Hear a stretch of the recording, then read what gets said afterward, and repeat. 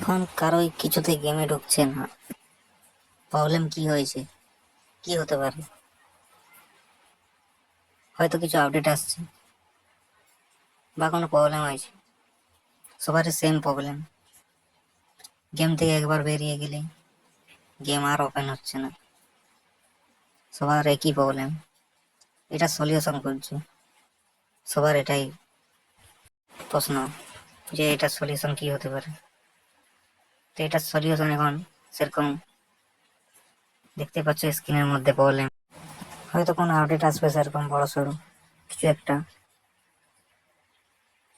যদি এটা সলিউশনই জানতে চাও তাহলে ফ্রি ফায়ারে গিয়ে সেটিংয়ে গিয়ে ফ্রি ফায়ারটাকে একবার ক্লিয়ার ক্যাচ মেরে দেখো। যদি এতেও না হয় তাহলে 1-2 ঘন্টা ওয়েট করতে হবে। কিচ্ছু করার নেই।